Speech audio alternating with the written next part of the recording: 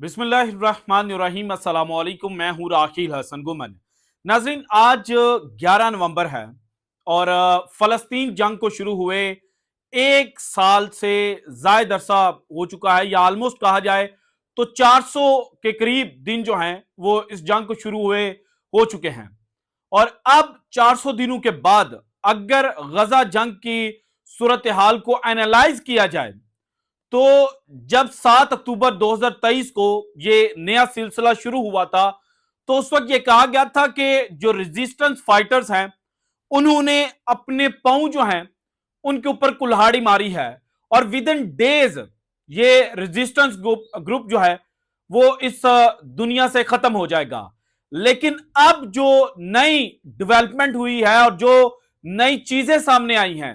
Israel से, इसके अलावा लिबनान से और नियर बाई एरिया से, तो सुहूनी रियासत जो है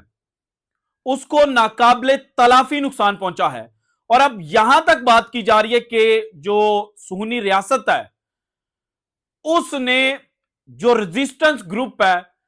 उसकी एक्चुअल पावर को कैलकुलेट ही नहीं किया, यानी कि 400 दिनों बाद भी उनको पता ही नहीं चला कि एक्चुअली 7 अक्टूबर 2023 को जो नया सिलसिला शुरू हुआ था ये कैसे और क्यों शुरू हुआ था। अब एक जानिब लिबनान सुहनी रियासत को निशाना बनाता है, दूसरी जानिब यमन जो है वो तबाही फैलाना शुरू कर देता है,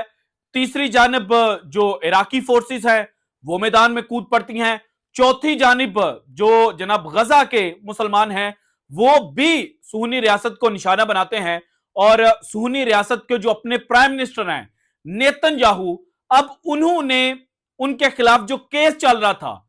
उसको लेकर कोर्ट के अंदर यह कहा है कि मैं अपनी जो टेस्ट मनी है वो नहीं दे सका क्योंकि मेरा हाउस जो है, मेरा घर जो है वो अंडर अटैक था और सिक्योरिटी कंसर्न्स की वजह से मुझे बार बार जगह तब्दील करनी पड़ी। इसके अलावा जो मीटिंग्स हैं वो प्रॉपरली नहीं कर पाया और इसी वजह से जो मैं अपनी टेस्ट मनी है वो रिकॉर्ड नहीं करवा पाया। सो इसलिए मुझे 2.5 महीने की जो मोहलत है वो दी जाए। इसके अलावा दो चीजें इस वक्त बहुत ज्यादा हाईलाइट की जा रही हैं। नंबर 1, जो टाइम्स ऑफ इसराइल है, इनके मुताबिक जो रिजर्व फोर्स थी इसराइल की उसकी जो रेशो है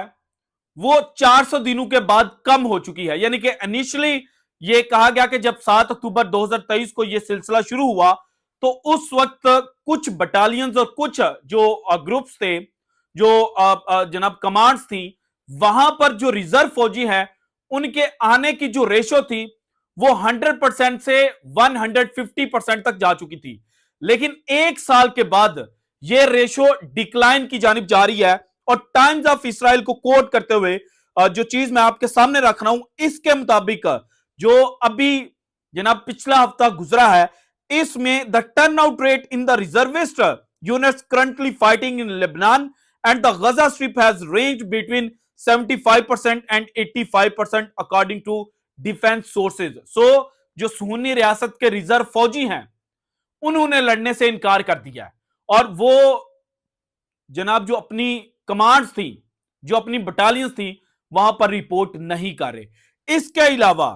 एक और खबर जो अगेन इस्राएली मीडिया की जानिब से सामने आई है, इसके मुताबिक जो जनाब लिबनानी रेजिस्टेंस ग्रुप है उन्होंने अब इस्राएली डिफेंस मिनिस्टर और इसराइल की जो सिक्योरिटी एजेंसीज हैं जिन्होंने ये एस्टिमेट लगाया था कि इस जंग के आगाज पर जो लिबनानी रेजिस्टेंस फोर्सेस हैं उनके पास 1,50,000 के करीब टोटल मिजल्स हैं और अब ये मिजल्स की जो तादाद है वो 10% से भी कम रह चुकी है। लास्ट वीक ये डिफेंस मिनिस्टर की जानिब से रिपोर्ट सामने आई थी। लेकिन अब जो रेजिस्टेंस ग्रुप है उन्होंने जो स्टेटमेंट जारी किया उसमें उन्होंने ये बताया है कि जो तखमीना लगाकर बैठे हुए थे, जो एस्टिमेट लगाकर बैठे हुए थे कि मिजल्स का जो शॉर्टेज है वो लिबनान को सामना करना पड़ेगा, तो ऐसा बिल्कुल भी नहीं है। और आज जो नया इंसिडेंट हुआ है जिसमें मोर देन 80 और मोर देन 90, यानी कि कहीं पर मोर देन 80 और रॉकेट्स और मिजल्स की बात की जा रही है। और जो टाइम्स ऑफ इसराइल और बाकी सुन्नी रियासत का मीडिया है उसके मुताबिक मोर देन 90 मिसाइल्स जो है वो लॉन्च किए गए हैं। सो ये इंडिकेट कर रहा है कि डे बाय डे जो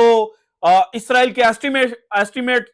थे वो सारे के सारे गलत हो रहे हैं। इसके अलावा अल मायदीन ने एक खबर शेयर की है और इसके मुताबिक जो इकोनॉमिक लॉस इस वक्त इसराइल बियर कर रहा है वो तारीखी है और इसी वजह से जो सुन्नी रियासत है वो कोलैप्स भी कर सकती है due to this economic loss. इसके अलावा जनाब जो यमन है अब उन्होंने एक स्टेटमेंट जारी की है और इसके मुताबिक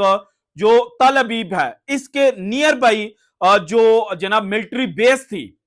उसको निशाना बनाया गया है और जैसे ही हाइपरसोनिक मिसाइल जो है वो लॉन्च हुआ उसको फर्स्ट ऑफ ऑल तो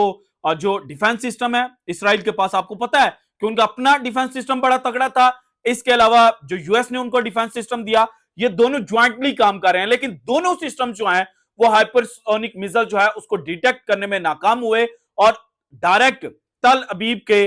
जो नियर बाई एरिया था जहां पर मिलिट्री बेस थी वहां पर ये पहुंचा। पैलेस्टाइन 2 इस मिसाइल का नाम था और इसने जाकर वहां पर जो तबाही है वो मचानी शुरू कर दी। इसके अलावा जो इराकी फोर्सेस हैं उन्होंने ये जनाब स्टेटमेंट जारी की है कि पिछले 24 घंटों के दौरान 8 ड्रोन जो हैं वो उन्होंने